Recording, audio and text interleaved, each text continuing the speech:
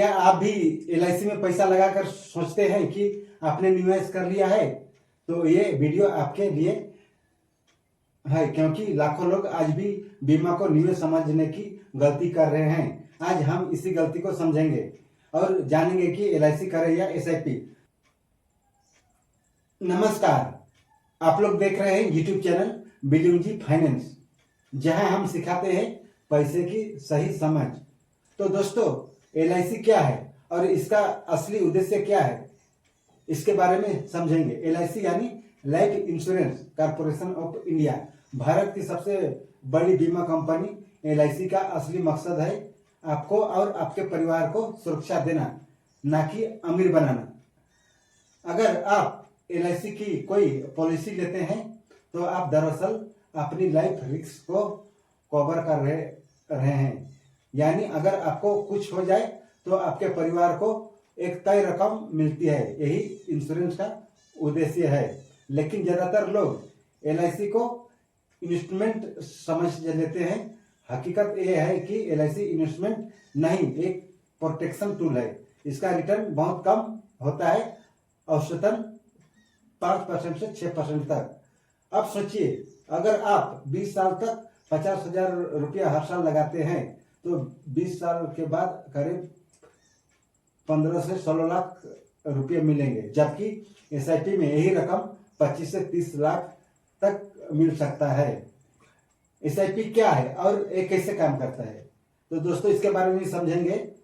SIP क्या है? SIP यानी सिस्टमेटिक इन्वेस्टमेंट प्लान, जो म्यूचुअल फंड में निवेश करने का सबसे आसान तरीका है। इसमें आप हर महीने एक तय रकम जैसे 500 या 1000 रुपया लगाते हैं, जो शेयर मार्केट में इन्वेस्ट होती है। SIP का खासियत है डिसिप्लिन और कंपाउंडिंग पावर। धीरे धीरे आपका छोटा निवेश बड़ी रकम में बदल जाता है। उदाहरण के लिए, अगर आप हर महीने 2000 रुपये SIP में 20 साल तक लगाते हैं और औसतन 12% रिटर्न मिलता है, तो आपका कुल निवेश 4,80,000 से बढ़कर 19 लाख से भी ज्यादा हो सकता है। यानी SIP में पार्टियंस और टाइम दोनों मिलकर पैसे को मल्टीप्लाई करते हैं। अब समझेंगे LIC vs SIP का असली तुलना। इसको हम एक स्क्रीन रिकॉर्ड करके मैं आप लोग को समझा रहा हूं। तो दोस्तों, LIC vs SIP दोनों का तुलना हम बता रहे हैं। LIC क्या है और SIP क्या है, तो चलो हम स्टार्ट करते हैं। यहाँ उद्देश्य क्या है? उद्देश्य LIC में है बीमा और सुरक्षा, SIP में है निवेश और संपत्ति। रिटर्न क्या मिलता है?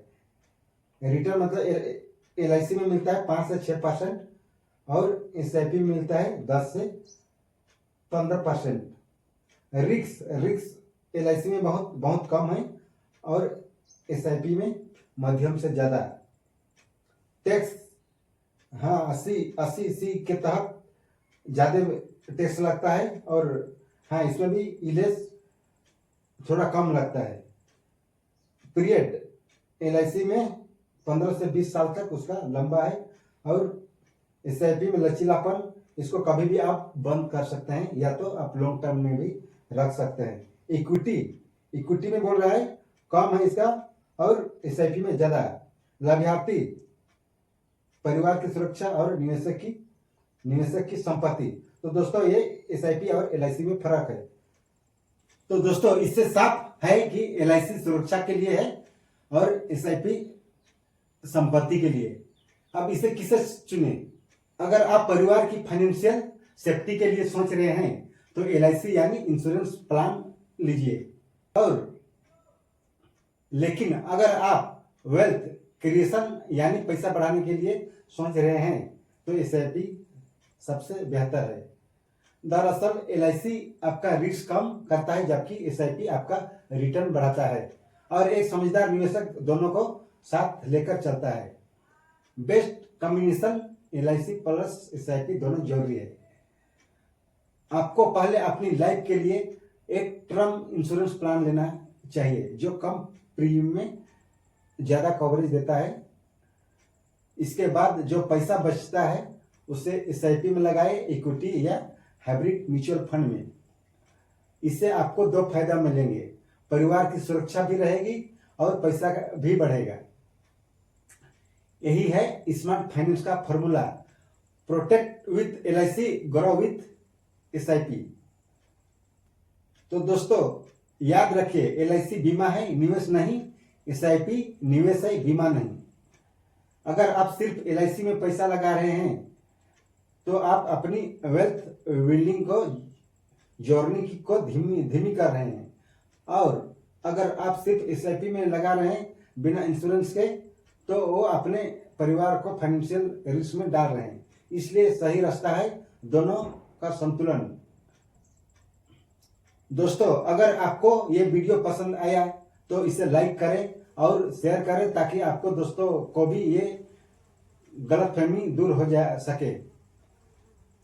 कमेंट में जरूर बताइए आपका क्या मानना है, LIC या SIP में से कौन बेहतर है।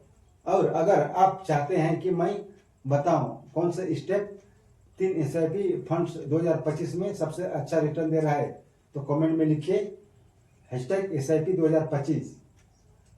धन्यवाद। मैं हूं बिलिंग जी फाइनेंस में। फिर मिलेंगे अगले वीडियो में पैसों की समझदारी और निवेश की सच्चाई के साथ।